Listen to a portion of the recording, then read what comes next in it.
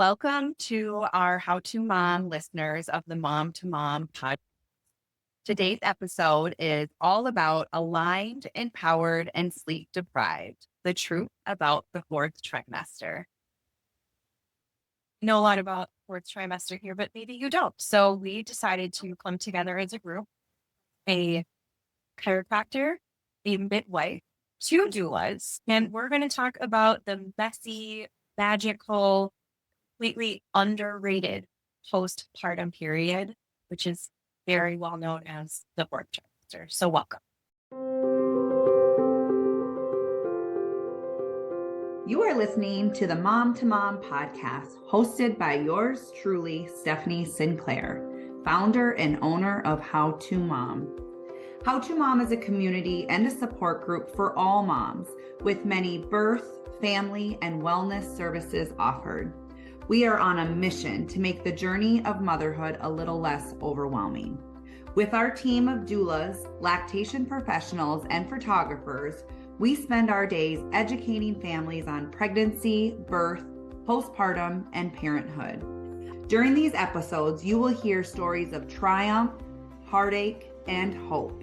You will hear time-tested tricks shared by moms and women. You will hear a variety of birth stories that will resonate with all birthing families, advice from professionals who have dedicated their teachings to pregnancy, birth, and mothers. Here you will find encouragement, support, and community, because we are your community, and we are so happy to have you. This podcast is meant to empower women and bring the community together through storytelling and education. Now, on to today's episode.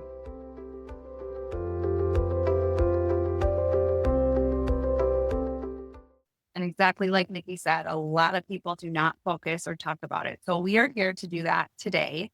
And we are so lucky to be with our guest, Dr. Chrissy, today. Happens to be that chiropractor and that midwife that Nikki's referring to. So welcome and thanks for joining us today. Yeah, thanks for having me and having my little guy. I'm just coming out of the fourth trimester, but I'm Dr. Chrissy here at MotherBaby Wellness. And I'm a prenatal and postpartum chiropractor. I also work with babies and I want to be a licensed midwife. So I'm excited to share a lot of the information about things I feel like people just don't really address and kind of find out when you're there. No baby. Starting kind of as a mom perspective, somebody who's just coming out of the fourth trimester for the second time, what is something that you feel like you learned about yourself or that you experienced maybe with your first, maybe with your second, or maybe with both that you would like to share with our listeners? Yeah. Well, I think I learned the importance of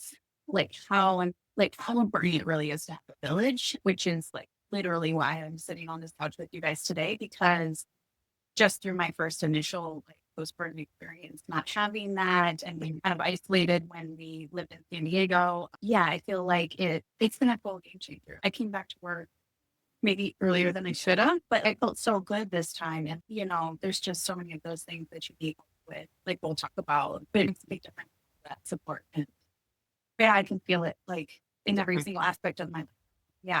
So I think that's what's so beautiful is that you will get to talk to our listeners, not only from a professional standpoint, but also from a personal standpoint of the difference of that fourth trimester when you're living away from family and you don't quite have that village surrounding you versus now being back with family. Yep. And really having that full village support to not only take care of you as a human and as a mom, but also your village with your kids and your husband. Yes, maybe I know we're talking about you. So thank you so much for joining us. And we're really lucky here in the Twin Cities to have you. I'm happy to be here. So we would love to start when you are done with your birth and delivery and your baby is now here. Can you talk to our listeners about why does everything hurt after delivery? Where did that come from? And what are some ways that we can help our body kind of transition into that fourth trimester? Yeah. Well, I think everybody knows there's obviously a lot that goes into making a baby, and the whole physiological aspect of birth. It's really incredible. Your body I think it's a miracle every single day. Like I get an experience then as a midwife and then help moms through this. Yeah, it's just kind of crazy to think about in general. So your body's doing so much. I think it's just having to know that there is like this after part where like you really have to slow down and take the time to heal and try to give your body, what it needs in that moment. But yeah, just thinking about it, like that is a lot of like why there's the aches and pains and everything that's involved in the process of birth. But yeah, I see a lot of moms for different reasons, whether they have a fast or short labor. Well, and I actually love that you mentioned that because I think a lot of times, especially for first-time moms that maybe have never gone through labor and never had birth, and they hear these stories about these fast labors and they're like, "Oh, I want that. I just want to have a really quick labor. I think I just want to be on the other side and like everything will be good." And so I think one of the myths that we would like to kind of bust here today is a fast labor necessarily better? Yeah, it's so funny that you say that because I've actually been on like both sides of that. And well, not like a super long labor with my first, but 8 hours. It was longer than with him. Yeah, it's interesting because I feel like with that labor, I was actually like, I felt, even though it was longer, like less pain. I was really able to like get into my hypnobabies, get into the rhythm of it. Like everything was kind of unfolding in a timely, and progressive manner. Yeah. But then with him, it was almost like, boom, okay, we're doing this. Drops Mentally, down. Yeah. you were able to go through the process with your oldest. Yeah. Or like with faster labor, sometimes your brain can't catch up to what your body's doing. Yeah. Yeah. And yeah, just like the like the subsequent pregnancy and birth, like it happened like a lot faster. Yeah. And it's interesting, even just from I remember like the difference in like feeling like pushing and stuff, where if it's slower, there's like more holding and all of those things which can help. But yeah, your water breaks and baby just drops down. Yeah. I mean, yeah, I just remember I was like, this head is cut out because there was like no molding. There's like just all of that. Yeah, they're really fast. And what about in terms of like recovery, not only for yourself, but like in your patients that have a faster birth? Does that necessarily mean less pain, less discomfort? Or do we see other issues that might come about because of a faster labor? Like your body doesn't have as much time to stretch. Those tissues kind of, it's more. Yeah, I think that there's definitely that aspect. There's all about it. Let me tell you. Yeah. But yeah, I think that, there's obviously like a lot of the things can be the same. I think that if there's more straining or longer pushing periods, like that can lead to like overall, like a lot more like generalized tension throughout. I think like a lot of the same thing, my sacrum hurts, my pelvis feels misaligned. I hear that a lot. Yeah, I feel like it doesn't necessarily just going to be like you're done. You're ready to get back out there. It's still a whole process of healing. Well, I think too, like for those listening that may have experienced a longer pushing phase, there are different body aches that occur after delivery that really has nothing to do with where your baby was. Like it's not necessarily pelvic floor or vaginal discomfort. It can be like overall body ache because that's a very intense period and there's a lot of muscle activation that occurs during pushing. And so I've had clients like literally the next day, they're like, why do I feel like I got hit by a bus? But they're like, my body hurts. And I'm like, yes, because during pushing, every muscle in your body is playing a role. And so if you have a longer pushing phase, you're going to feel achy and a lot of discomfort the next day. Absolutely. And days later. Yep.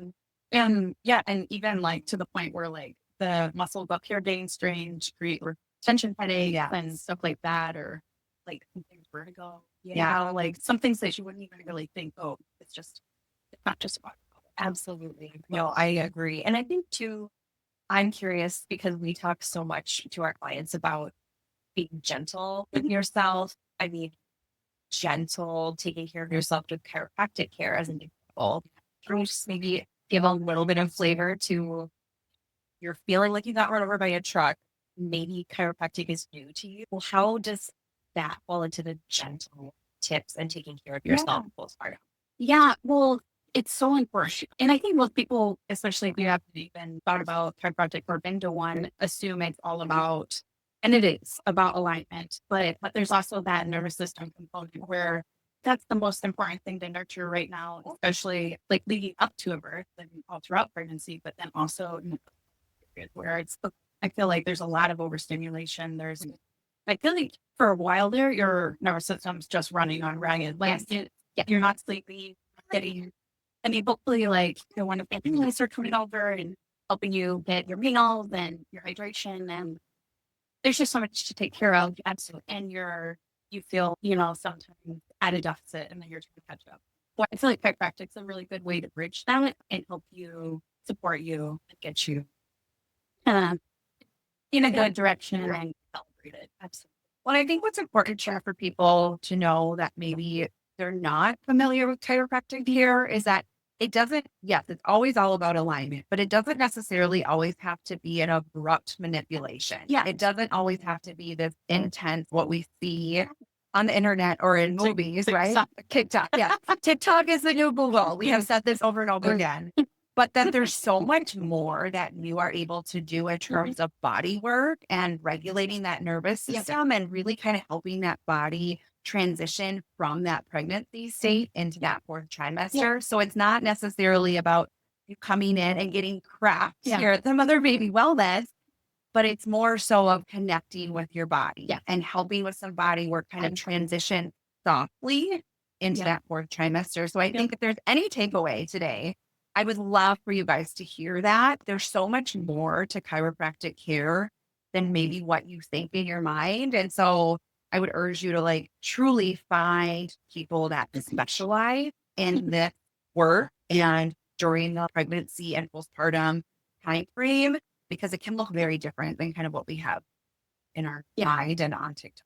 Yeah, I agree. I think it's a good segue too into sort of talking about what is a good labor? Yeah, look, right? I mean, again, we could talk about TikTok all day long, but I mean, I think there is this idea of a good labor, and then you should just feel super awesome afterward. I gave birth and it was so great. And I was in the shower and I had like my family and I was doing all these things. I went to Target. I went for a 4-mile walk. I think it's important for listeners to understand the realness of birth and taking away the social media part of birth. And birth is birth, right? And recovery is real for every single person. So can we talk about why everyone needs healing time, regardless of how baby is birthed? Whether that's a vaginal birth, whether that's a belly birth, whether that's an assisted birth.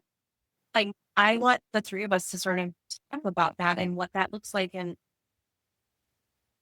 why everybody deserves and needs that healing time, no matter how baby gets here. That's what I think. I want to hear kind of like from the nervous standpoint, like the nervous system, right? Because that's going to occur regardless of how we birth a baby, kind of adjusting to those hormone shifts, our body going through delivery, regardless of how that looks. And you know, Vince, for knowing Nikki and I and our listeners know we are huge believers here. There is no wrong way to birth a baby. And the problem with social media and TikTok is people are sharing their individualized experiences. And that can be helpful, but no, there's such a wide range of norms. And so I think it would be great to hear like the nervous system. It's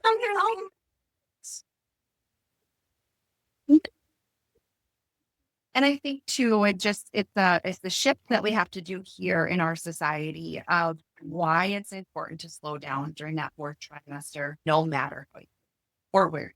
Right. Yeah.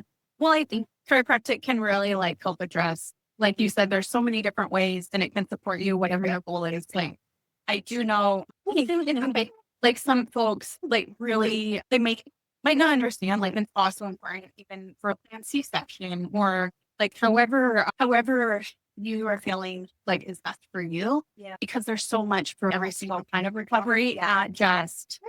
Like I hear like a lot of times post cesarean, like they actually have a way better recovery after they have been under prenatal care.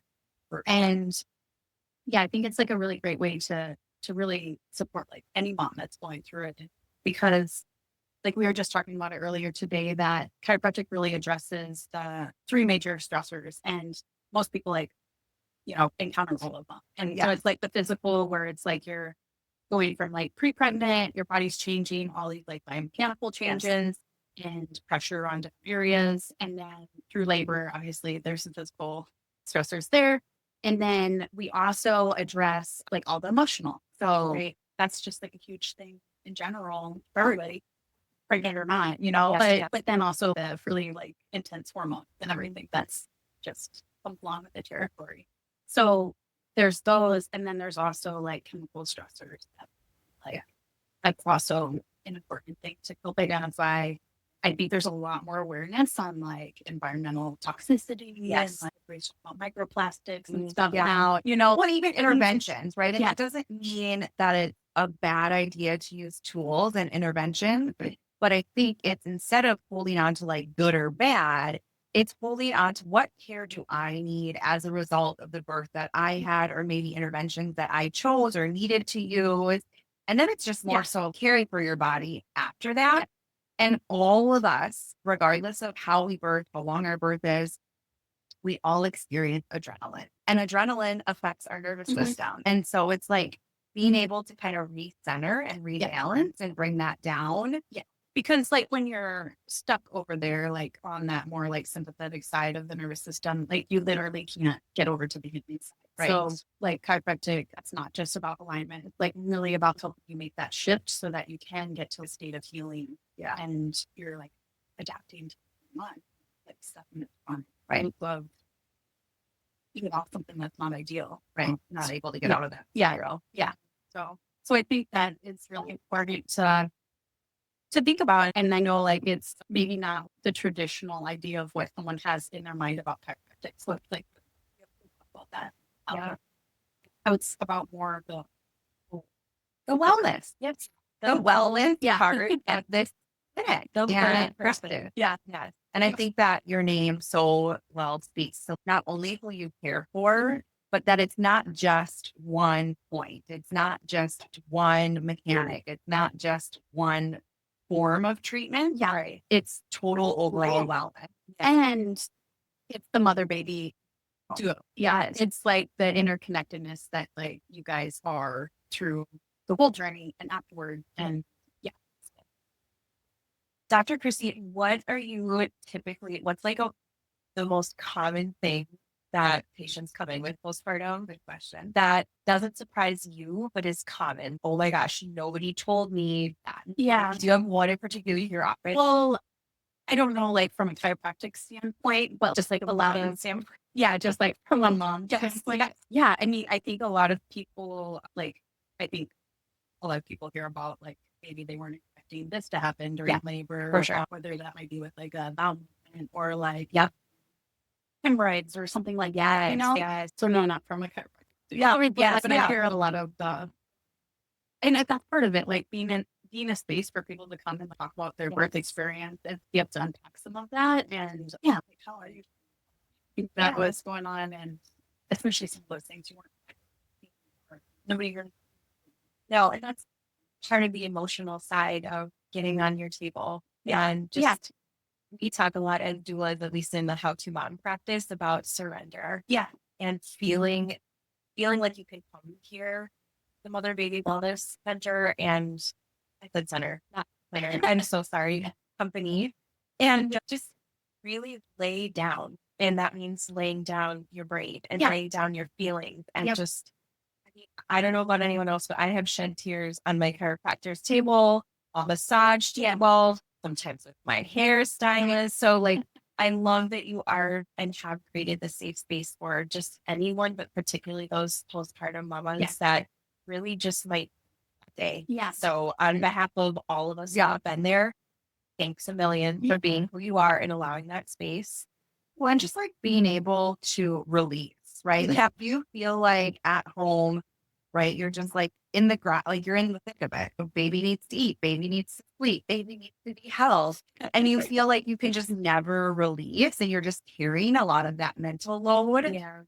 To be able to have a space to just be able to come and release those feelings and that emotion. And I have a story, not necessarily from my treatment in the 4th trimester, but with my twins. They had a really tough time transitioning to life outside of my belly. Not only as a result of their positioning in the womb, but also the delivery itself. And I was about 2 weeks postpartum, and I was welcomed on a Saturday morning outside of like her regular hours to my chiropractor's office.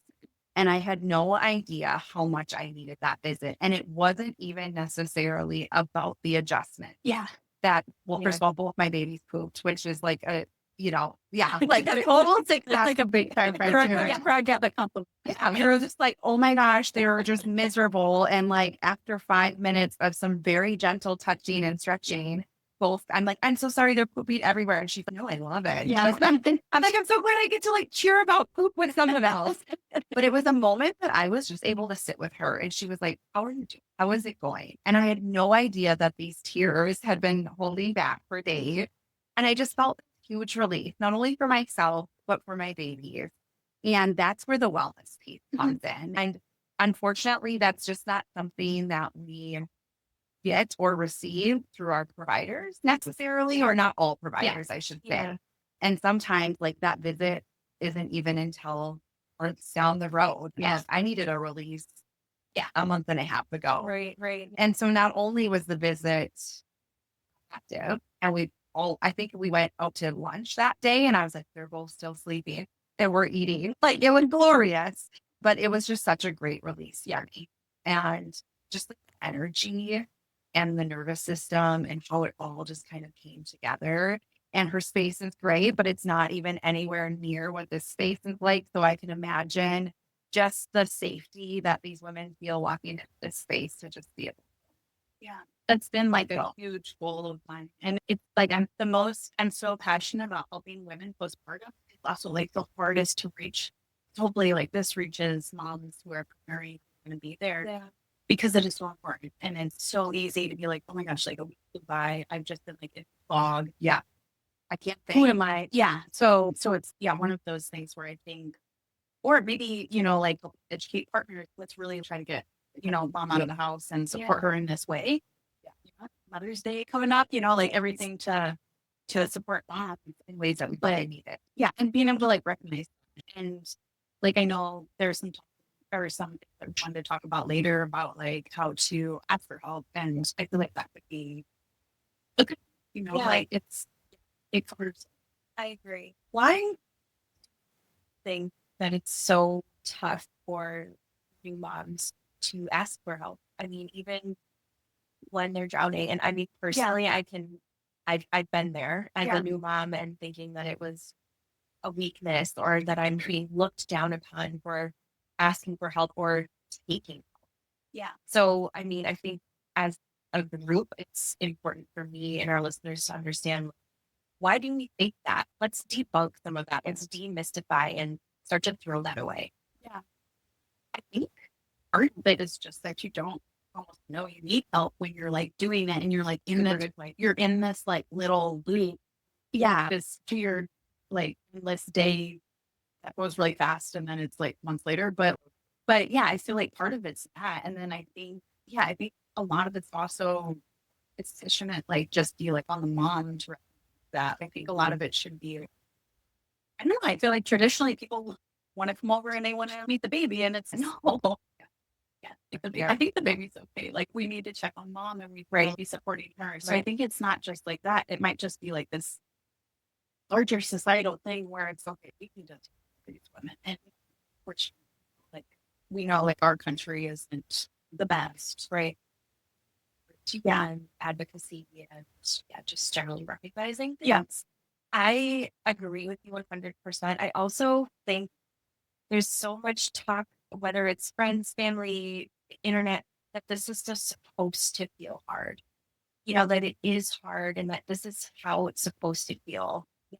So while, yes, there are challenges with being a mom, a new mom, a seasoned mom, there's always going to be challenges. But I do think that there are resources out there to make it not feel as challenging and as difficult. So I don't think we can erase that part, but I think we can start to think about erasing that stigma. You don't have to just sit in the hard, right? And to know what are the red flags too. And when you're kind of like going that direction and like, starting and ask for help. That's why I also really like seeing moms in that early postpartum period. You can help before they even realize, identify, are you doing okay with breastfeeding? A lot of people power through that. Yes. And just thinking, oh, it's supposed to be uncomfortable, and not realizing that there's like this dysfunctional pattern. You're so right. I think everyone should be, even if you're like, hey, everything's good. Well, we look at the stats and the data out there, and I think people get so fearful of the percentage of unsuccessful breastfeeding journeys. And I always say, but the difference is whether or not there was support. Yeah. And a lot of times those stats are driven from people that just never had the support. I also think too, like, why it's so hard for moms to ask for help. I think a comparison is just such a thief of joy that if your journey looks different, say, for example, you're like, I'm going to prioritize therapy, I'm going to prioritize chiropractic care. But then we're like, but wait, Jane next door, she's been totally fine. She doesn't seem like high maintenance running here, there, and everywhere. So what's wrong with me? Like, why do I feel like I need all of these tools when Jane is doing just fine without tools? So I think part of it is comparison. Part of it is looking at help as like it's this luxury. Yeah. I am setting all of this up because I have the means and because I want extras. Like, this should be the bare minimum. This should be standard. And until we can get to a place, like, you don't need to compare your journey to anyone else's. And this is going to sound really naive, but like in my mind, when I started having kids, when I think about a village, I almost think of it as, okay, when I need a babysitter. Yeah. Like, my village is like when I want to get out of the house or if we need a date night. Like, no, a village can be those coming into the home. Like, it doesn't have to be about separating from your baby. It's this village of people surrounding you to care for you in your recovery while you're caring for your baby. Right. So it's like just that definition of, well, what is a village? And your village can absolutely be your doula, can be your chiropractor, can be your postpartum doula. Like, your village doesn't necessarily have to be defined as family. And I think maybe that might be and I think it's great to also, like, not just have it as your family, because they don't have great. Agree. Right. But then that's what people would talk about. Oh, my village is like when I can call grandma and go to the grocery store. That's not what we're talking about here today. Yeah. You're talking about a circle of professionals, a circle of providers and professionals who truly know what your body, what your emotional state, and what your baby needs to be able to transition through that fourth trimester. Yeah. I mean, frankly, the Instacart shopper is a part of my village right now. And probably will always, maybe even like top 5. Why would I ever not? It's my part of my village is my Instacart shopper. Why would I ever not? Shout out to Janine. Love you so much. You're my favorite. Yeah. I mean, I think that, so my hope is that by just sort of even touching on this and brushing this subject of village and taking up the selfishness and using tools, and you are so worthy of taking care of your body. I hope you all take an assessment after listening to this podcast and really understand, maybe write it down. What do you need? None of it's selfish. Yeah. Instacart, if that's what you need, that's not selfish. You go ahead and write it down, and then you figure out who your partners are to help make that happen. And if nothing else, know that how you care for your body today is going to make such a difference in how you feel in your body down. Yep. Yeah. If we can't even wrap our brain around like feeling like it's extra or it's a luxury, it's like the more we can care for our bodies in that fourth trimester, you don't have to be peeing your pants on the trampoline with your 10-year-old. Yeah. Learn from the oldest. Who we're really trying to make that shift and like what is considered the bare minimum. Yeah. Bare minimum and realistic, right? Yeah. So I think talking to Dr. Chrissy, I'd love to hear too a little bit. We had a couple of different positional topics to talk about. And I love this idea of tuning in versus powering through. Yeah. So tuning in to your body and what it needs. I mean, we talked about something as realistic and simple for recovery, nursing position. I mean, brushed on, how important it is to tune into how your breastfeeding journey is going, right? And not power through that. But how about other things? Like, movement, what that looks like, what that feels like, just ice and heat, things like that. What are some easy, simple ways that you would give to one of your patients coming in that they can go hold and not continuously feel great? Another 10 things added to my list that I feel like I'm overwhelmed and I don't have to. And then you just don't do anything. Right. Yeah. I think like it's kind of my philosophy for practice in the first place, but to really like tune into the basics. Yes. And I feel like it seems so simple and so like people just brush over it because it's like, I know that I need to be drinking and I know that I need to be eating well and those things. Right. But those are like the biggest thing. Well, and my first one is the 5-5-5 rule. So that you like give yourself, so start with the adequate amount of time so that you guys, like you're laying that foundation. Yeah, exactly. And you're giving your body kind of like progressive steps of like where it should be. Can we pause for 1 second because we talk about this a lot and we want to do a whole just one episode on that actually.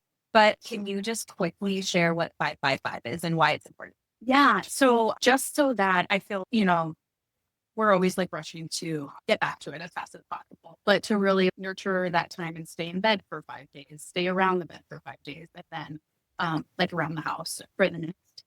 So that's a good 2 weeks. And I feel like, do not, they're just out and about. But yeah, I think that's kind of the foundation. And then to really add on the layers would be like with hydration, like making sure you always have either just high quality water, alkaline water, or with like electrolyte, right? Yes. And then the nourishing food. So that could also be like more liquid, like bone broth. And then I really love and think everybody should have the first 40 books. Love. And that.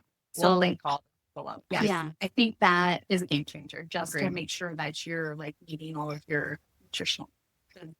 I think that's one of the biggest, it gives your body everything it needs to heal. So it's like one of the biggest. Well, what I think a lot of people don't realize, not only during that 4th trimester, a lot of your energy is going to healing your body, but it's also nourishing your baby if you're breastfeeding. And so most of the time, Speaking of breastfeeding, our special guest is interested.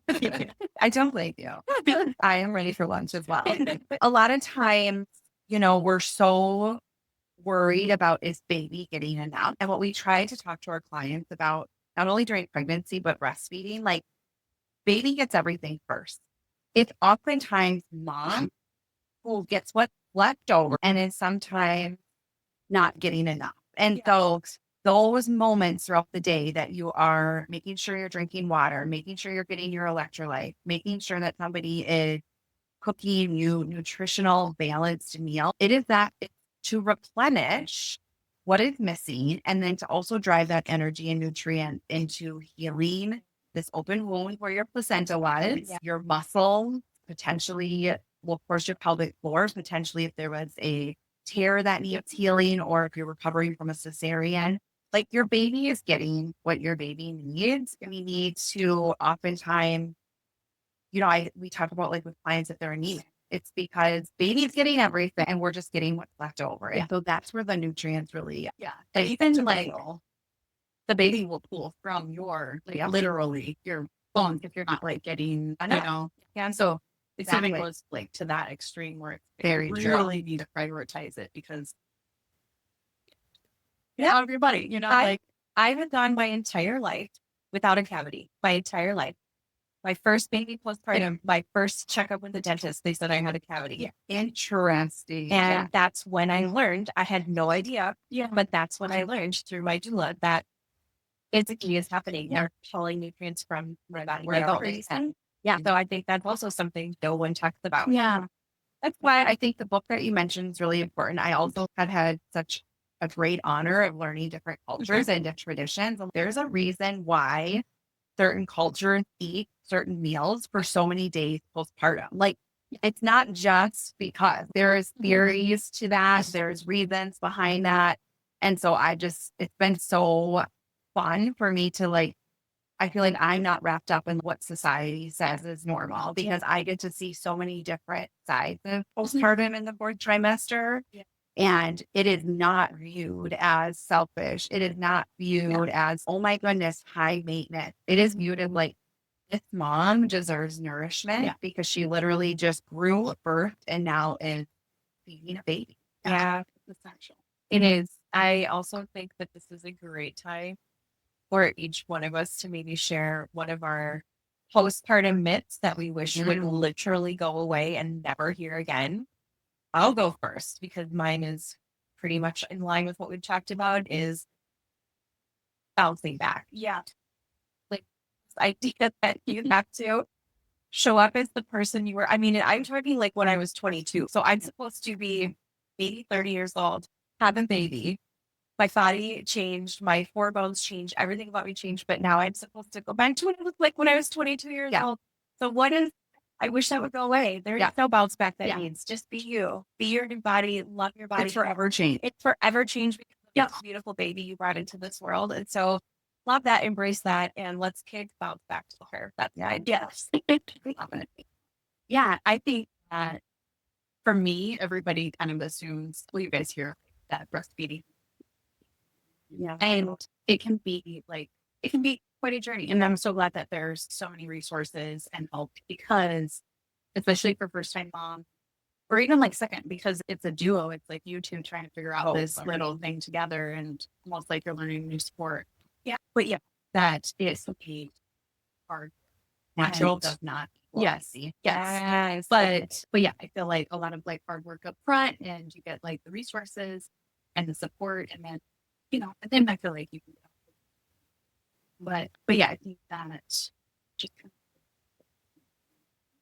and I think a big part of that also is like and okay, let's actually get a little bit of exposure to this. Right. Even if it's just like a couple times here and there, and obviously there's so much to absorb see information. Yeah. But at least have a foundation. Yeah. And you're like, oh yeah, she's talking about this. Okay, I'm gonna try this. And then maybe it's the position or maybe it's this or I think I should see that person. And I let people know too, like in those first 2 to 6 weeks, like even if there's struggles, right? Even if we're feeling like it's not coming supernatural and it's a learned sport for me and for my baby, that is not an indicator of what your breastfeeding journey is going to look long term. Yeah. Right. I almost say like you have to get over the hump. Yeah.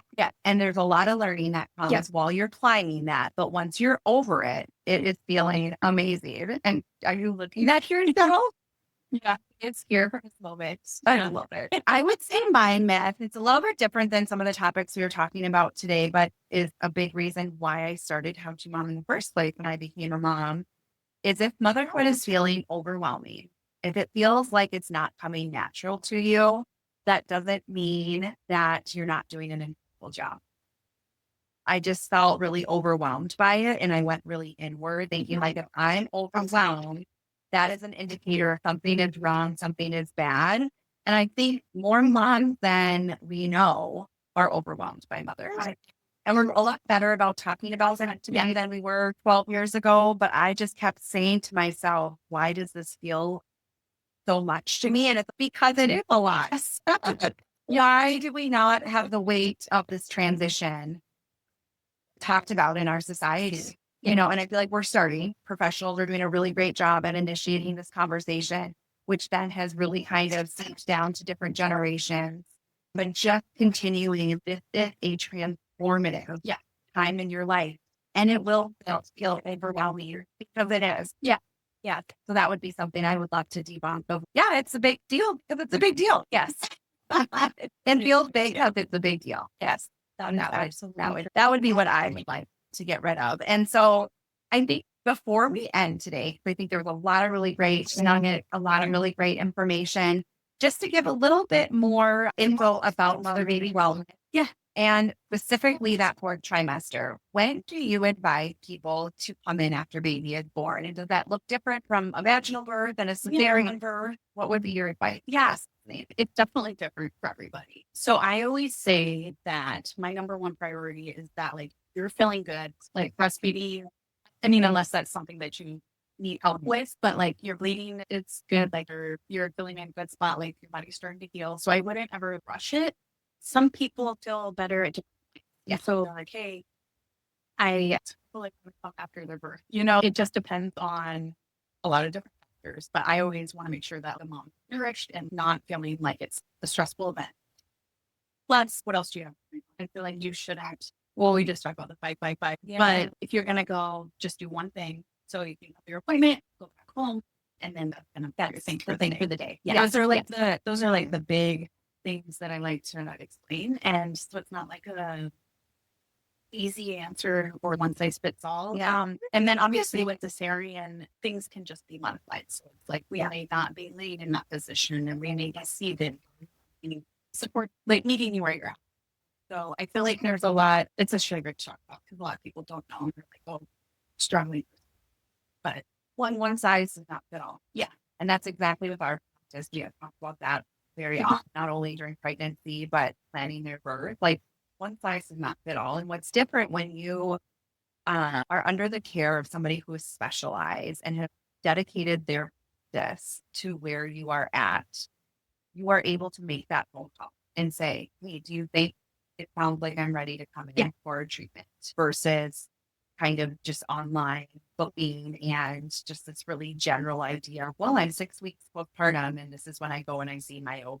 It is very different when you find people who have dedicated their teachings and their practice to, pregnancy, postpartum, labor prep. Like it is a very different, specialized, customized, and individualized experience. And I think people are often really surprised by that too with our doula practice. Like, okay, well, what does the schedule look like? Well, the beautiful thing about having a doula is we are here for you and your family and the family dynamics, and it's not going to look the same for everybody.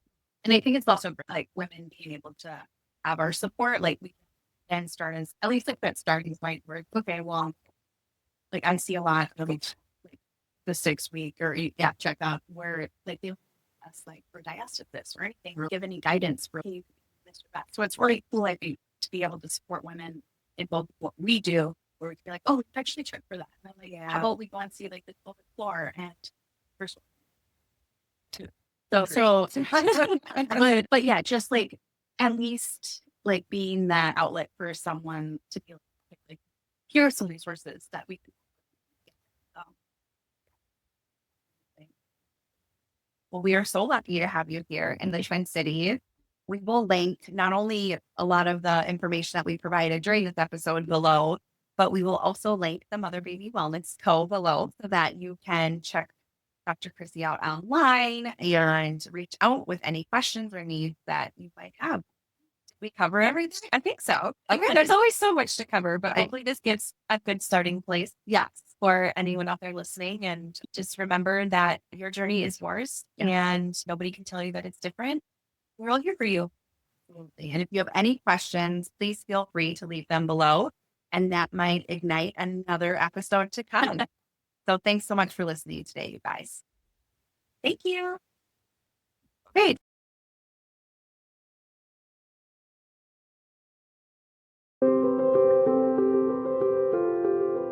All right, you guys, that is it for today's episode. I hope you enjoyed. If so, please subscribe to our podcast, comment, share, give us feedback. We'd love to hear from you. Thank you so much for taking time out of your day to listen, and we will see you next time.